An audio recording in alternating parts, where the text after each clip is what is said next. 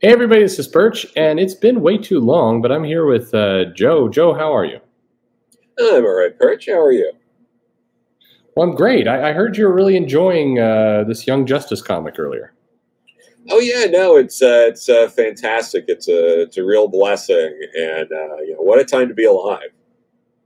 Yeah, that's a hook for a later video where you you become a pariah in this industry. Anyway, Yeah, with that, hey, we've got this article here from CBR, and we know that the audience here loves cancel culture, woke things, and listicles, and we've got a listicle here for you. yeah, yeah. I'm very No, excited about it. yeah. CBR's been known for their listicles for a while. Yeah. And this one, 10 90s comic tropes we're glad are gone. Now, there's a lot of nostalgia for the 90s. For what it's worth, what I've given my take on the 90s. I think it's a mixed bag. There's some good, some bad. What's your Yeah. take on the 90s in comics? No, for me, it's one of the weaker decades overall. But there's still a ton of stuff I love from the 90s. I mean, a lot of the really great sort of the last real great gasp of underground comics, some of the best works from your Pete Baggs and your Daniel Hmm. Klaus's and stuff like that were coming out then. Charles Burns was doing some great stuff in the 90s. Vertigo, obviously, and we both talked about a lot of what Hmm. Vertigo was doing. Um, there were X-Men comics in the 90s. Yeah. They What's funny, they published. there were some good X-Men storylines I liked a lot, and also some miserable ones in the Oh, 90s. sure. Both gave Yeah. a lot. um, Yeah, no, it was a bit of a roller coaster, but no, there was some good stuff there. Tom DeFalco wrote a bunch of stuff between like Thor and Fantastic Four that really is a lot better than I think people gave it credit for. And the problem is he had to follow up Walt Simonson both times. Yeah, yeah, that's a hard run to follow. But those Yeah, were good comments. There were some good things. I yeah, think the '90s gets, I think it both gets unfairly held up as being an amazing decade, and then also unfairly bashed as being the garbage decade. When, as you say, there were a lot of really good things that happened there. yeah.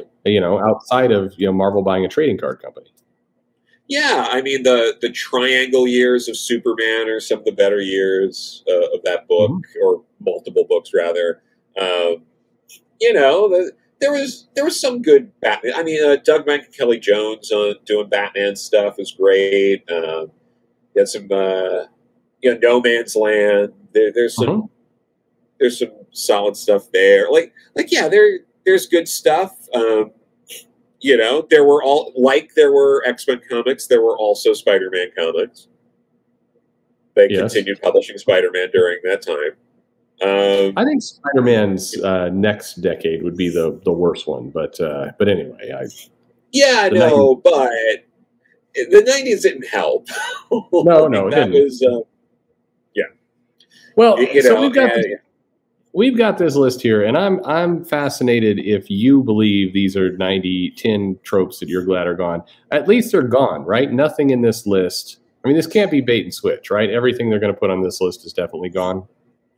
oh yeah, no, it absolutely has to be the case that they're all actually gone, and Yeah, that people not only are happy that it's gone, they're happy that it's gone. Yeah, so sure, definitely makes sense. yeah. All right, well let's get into '90s things. Let's see what this list gives us. By the way, two major X-Men just shared their first kiss. How about this? Does this excite you about the X-Men line? Do you know which X-Men were that had their first kiss? I do, and I don't think they're major. Well, Psylocke or Well, sure, Betsy but it's Betsy. It's not the Psylocke people. care about. Yeah, and I care because I like that era before, and you do too. But you know, Yeah, well, yeah. Didn't Betsy? I mean, I didn't Betsy have a really weird kind of awkward romance drawn by Alan Davis, where she was showing up naked with Doug Ramsey for big periods of time, and it was weird. You remember that? But yeah. Remember when Doug Ramsey died and it meant something? Well, sure. Well, anyway, so Betsy kissed Rachel. Yeah. Wasn't Rachel? Rachel was dating or married to Franklin Richards, right? In the future. Yeah, but wasn't there also, like, didn't people talk about how Claremont in an interview said something about Rachel and Kitty maybe being a thing in the future, but it was taken out of context and people kind of ran with the kind of thing? I mean, sure, why not? Anyway, I think the solution to the X-Men and everything that's going on right now is a giant drug-filled orgy that just goes on. This could be the Hellfire Gala 3. And then they just all are so embarrassed and humiliated by what happens, they all just decide to walk away and never talk about it again. All of it, including Krakoa and everything else. That's the end of the Hickman era right there. Sure. I mean, or you could just Cassandra Nova it again. That works. I mean, why not? All right, well, let's get into this list, actually. Stop. So number 10, every important comic had a gimmick cover.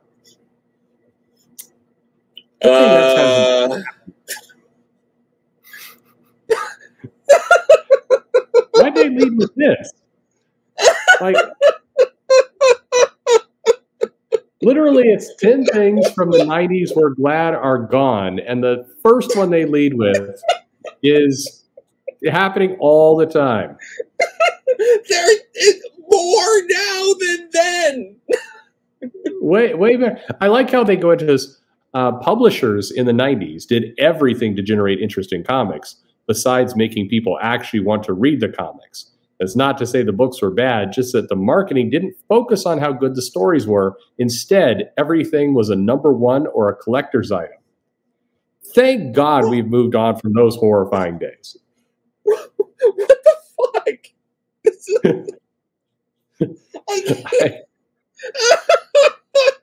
I don't even know. I'm like, we're off the rails at the very, very first one. God. What are they thinking? Yeah. I mean, yeah. It's a good thing the publishers now focus on getting people to actually want to read the comics and not doing variants or reboots or #1 launches or any of that shit. I'm so glad that's way in the rearview mirror. Yeah. Goodbye, 90s. You and Crisscross, you're buried forever. All right. 90s, number 9, 90s characters were obsessed with guns and knives. I don't even know what they're talking about. Like, it's like, what? That's a 90s thing? Yeah, well, they even go on in saying that throughout much of comic book history, guns were rarely seen as something that made anything better. Huh? Okay. But with the Punisher's increasing popularity and a growing gun culture in America, suddenly the comics had to deal with a ton of characters built around weapons. Now, they don't list those characters, but they show Bishop here. And as you know, the thing you know most about Bishop is that he had guns. Yeah, I mean, that he's, yeah. I mean, he would carry around a gun, but I mean, if you were to tell me the defining trait of Bishop, carrying around a gun would probably not be what would be top of my mind. But anyway, they can't show the Punisher page. But like, what characters that didn't use gun? Like, you would think by that would mean characters that normally didn't were then using more guns and knives. But that's like, I don't really recall that being a thing where more and more characters were just using guns than knives that wouldn't normally use them. Like, what are they talking about? Well, who are we talking about with knives? I mean, are you talking about maybe Longshot with the little knife things he'd wear in his jacket? Like, who are the knife characters that showed up in the 90s? You don't mean Wolverine, because he had been around for a while. Maybe, I mean, are they talking about the little spiky shoulder pads? Maybe. I guess, you know, some of the Image books had characters that used guns and knives. Sure. I guess Strife had a really big knife. Yeah, that's true. Didn't we just have a series called Ten of Swords? Yes. Okay.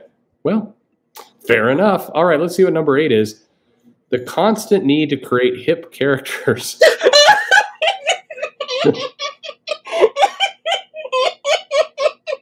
God damn.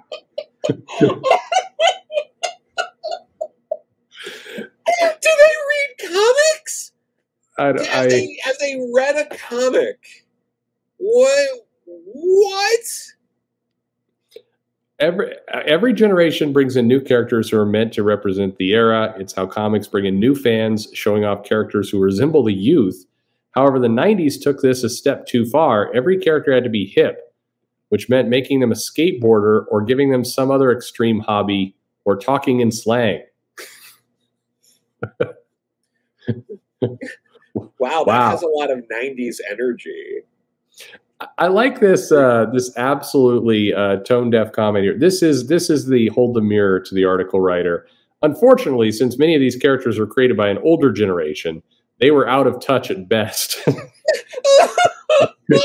You don't say. Oh my god! Oh my god! Anyway. Yeah, I'm just not vibing with this article. It is a challenge. Okay. No. All right. Well, we're not even. Anyway, number 7. The 90s had edgy names that sound ridiculous now.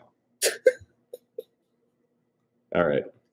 And everything had a variation of gun, blade, war, blood. Okay, I'm honestly asking, how many characters had gun in their name again? Like, can you name 5?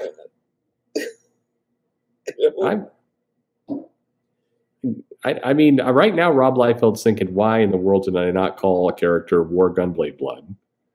Oh, yeah, no. Gunblade Warblood should be the title of a 90s comic we publish. Okay, so let's do it. You and I will make a comic. We'll give Liefeld some money. We'll call it Gunblade Blood War, and we will make $5 million opening weekend. It'll have a chromium cover. Oh man, that's what's good. We're going to really need to lean into the gimmick covers to make it work. But yeah, well, for sure. Yeah. I don't. Here's weird, and this is the analogy that the writer uses to help prove this point, which I'm still. Maybe somebody in the comments can give me 5 superheroes with gun in their name, or 2. I don't know, that were created in the 90s. Yeah, I can't do it anyway. Wait, you know what? Gunfire. There's the DC character Gunfire. Len Wein created for the Bloodlines crossover. So that's 1. Okay. Gunfire. Right. You got Gunfire. 1. All right. Okay. Yes. All right. I remember. Yeah, I have an original Gunfire page. Get this. Try and parse this reasoning here, though. The initial idea was to convey how tough these characters were, which made sense at the time. Did it? Okay. 30 years later, it's hard not to think of these characters as generic, with little helping them stand out from one another. Nobody's thinking of any of these characters right now, for that matter. But anyway. And listen to this. As plain as the name Iron Man is, Tony Stark isn't a copy of anyone else. He's the one people copy. What are they? I'm not sure what they're even trying to say at that point. No, I'm really confused. And yeah, there are no characters being created nowadays that don't just feel generic and that will be looked at as generic in the coming years. Well, nowadays they just make everyone Batman, and then they call it a day. Yeah. All right. They're just. Oh, here we go. I was wondering how long we would go on this list before we got to boobs. So. Number 6, women characters were frequently used for blatant fan service. Sure. That, in fairness, this is Mike Diodato, I believe. That is Mike Diodato. That's from Bill Loeb's Wonder Woman run. Yeah. Yeah, and I mean Diana is she is coming at you. I liked that costume enough. I know there were a lot of people who just like hated it, but I'm like, that costume's fine for that brief period of time where she wasn't Wonder Woman and it was Artemis and yada yada.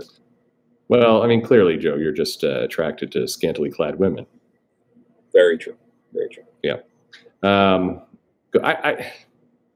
Okay. Yeah, there were boobs. I'm reminded when we did the interview with Dan Panosian that we were talking about that Marvel swimsuit issue, and it is one of those things that everybody holds up as an example of the sexist '90s. But if you actually read that comic, there is a healthy amount of fan service for the ladies or somebody. I'm not sure who that John Romita Jr. Tony Stark is for exactly. Someone. Yes. No. But yeah, well, I don't know. But the other thing with it too is, I don't know if you read the Hellfire Gala, but Emma's suit is very revealing. It is. Well, that's not fan service. That's empowerment. Okay. Yeah, that's how that works. All right, number 5. Everyone wore armor instead of their normal costumes. Huh? Is this a problem? I don't know. That's a trope where Glad is gone. I get that they're using the example here of that Daredevil costume from after Nocenti's run, and it's like, I get it. People didn't like that costume, but that's. I mean, it didn't stay around for a long time. It came and went in the 90s. Yeah, and I mean, then again, the example they give here is the worst of these had to be Catwoman, who wore a special suit of armor for 2 issues to help her deal with a technologically advanced enemy who hated her. Even though it was a short-lived, the armor took away from what made Catwoman unique just to fill a popular request from the era. Did it though? For two issues. What the fuck do you care? Yeah, 2 issues is nothing. Like, what are they talking about? Like, if it takes 2 issues to that deeply betray a character for all time, I just don't get it. Well, and there was a reason the person even recognized it. There was a tech. There's a tech villain that she had to go up against, so she wore some armor to go up against a tech villain. I mean, for that matter, again, I'm glad this is done, and it ended in the 90s, because we certainly haven't had Black Cat as Iron Cat, or Mech Avengers, or 50 other different versions of this that are going on right now as well. Yeah, well, it's good because the trope's gone, and we should be glad. Yeah, all gone. All right. Yeah. This list has gone from being hilarious to kind of just sad. Number 4, the anti-hero was... Okay, wait a minute. Okay, I have many problems with this, where we're at right now. So the anti-hero was portrayed as more effective than traditional heroes. And the image they show here, unless I'm crazy, is from Schism from 2010? Yeah, no, that is from Schism. And we're saying that only in the 90s. Listen to this logic and tell me. So again, good thing it died in the 90s. Every hero had to have a tortured past and be involved in fighting villains because they had to get their proper vengeance. Superhero comics were meant to be the place where readers could see the best versions of humanity, but 90s turned heroes into characters with more extreme flaws than the average person. Right? What? Huh? It's a good thing that's dead and buried in the 90s. How? This wasn't even really happening that much in the 90s. No. This is now. Remember that whole Death of Superman thing? We talked about it in a video. That was our first video we did together. Yeah. I was talking about that. But remember how Superman was an anti-hero? Yeah. Or that traditional heroes weren't portrayed as heroic, and it's like, I don't know. I think of things like the Death of Superman is really standing out. There was yeah, it feels like this list is made up entirely of someone having read a handful of early Image comics. I mean, and clearly are putting images that do not match the article or the premise or anything. The big problem I've got with comics over the last particularly 10 years is that everything has turned into the tortured past of the hero. I mean, we went through. I mean, the events are this way. We're right now. We just kicked off Avengers versus Eternals versus X-Men, where the characters are, the Eternals are trying to murder all the mutants. Meanwhile, the mutants are selling drugs around. Anyway, all right. Well, let's see what we got. Number 3. So many characters had endless pouches for no reason. This is one that it feels like it's been gone over to death. Yeah, and it's also not very accurate. I mean, that was a style of a handful of artists and wasn't nearly as prominent as the amount people talk for it merits its discussion. And sure, and what was in those pockets were condoms. The heroes were just trying to be safe. It was a dangerous time in the 90s. Anyway, fine. Okay, Costin. All right, here's number 2, and this is the big trope people commented about. Fortunately, it started and ended in the 90s alone. Women characters were often killed to raise the stakes. And this is definitely referring to the whole women in refrigerators article that got going on, and killing off prominent female characters. This is another one kind of like the pouches, where I don't think this happened nearly as much as people think it did. Yeah, no, it absolutely did not.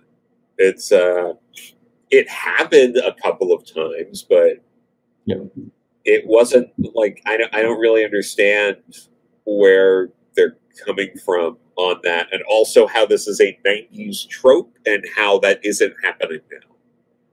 I mean, that's the kind of the comedy of all this is even, people, and in this article credits, it says, thanks in no small part to talented creators like Gail Simone, pointing out the repetitive flawed storytelling, except they're still doing it. They still do the repetitive flawed storytelling, and they've still plenty of times murdered off women or men or anything to raise the stakes artificially. But we're at number 1, and I brace yourself, Joe, because I got a little peek. This the number 1 trope that died in the 90s, that they're glad has died. Are you ready for it? Yes. The need to replace rather than add more heroes. No. Yeah. That can't. There's no way that's right. So at this point, do you think the article writer is just kind of fucking with the audience? This is like some Andy Kaufman shit. It has to be. It has to be. Yeah. New characters added to existing characters' worlds all the time, but the 90s used a different method of approach. Are you ready for this nightmare? Creators appeared hesitant to let their superheroes exist in the more violent world depicted in 90s comics. Many of them decided to try and fix characters. However, the 90s weren't interested in adding superheroes. I'll be honest, I don't even know what that paragraph said. So yeah, no, that's word salad. That is nonsense. The next paragraph though reveals the lack of reading any current comics. Instead, and this does sound like a nightmare, creators straight up replaced their traditional heroes, often with grittier, more violent versions. Wonder Woman got replaced by Artemis. Superman was replaced by the Eradicator. Well, I mean, not really. I mean, no. It's a bad way of describing that plot. Thunderstrike took over for Thor. These new characters would carve out their own places in DC and Marvel. Really? they would? Yeah, no, yeah. Thunderstrike has a what? Well, Eradicator, he does have an amazing ongoing series. Oh yeah, I mean, he showed up in Superman and Lois, and it was cool in Tomasi's run, but yeah. I can't believe that their number one item here is complaining that in the 90s, writers would replace their heroes with replace their legacy heroes with new versions. And but thankfully we're done with that now. Yeah, no, it's all about creating new heroes. So. Yeah. Okay. I don't know. What do you? We're at the end here. What do you make of this? I can't believe that happened. I can't believe someone wrote that. I can't believe that was a solicited listicle, because the way it works is they will offer up like who wants to write this particular listicle. So I can't even blame the writer, because they're getting paid and they're like, yeah, sure, whatever, I'll throw this together. And I like they're only paid so much. So the little next teaser, and I don't know if it's by the same writer, so I guess I have to go up and see. Okay, Sage Asford did this. The one they want you to go read next is titled 10 Marvel Gods Jane Foster's Thor Would Defeat. Oh, different writer. This is a listicle literally saying here are gods that Jane Foster would defeat, like Sif. Oh, yeah. Nightmare. Nightmare, I don't know. Snowbird? Huh. Khonshu? I don't know if she beats Khonshu. Balder? I don't know if she beats Balder. Ares? I don't think she beats Ares. Did this one just what the hell? Heimdall? I don't know if she beats Heimdall. Athena? Right. Okay. Sure. Cersei? Sure. Maybe. Yeah, no, I guess. The Incan spider god? Okay. Well, Joe.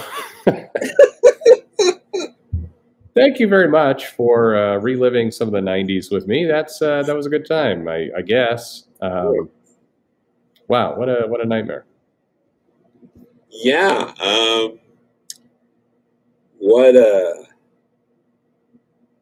What was that?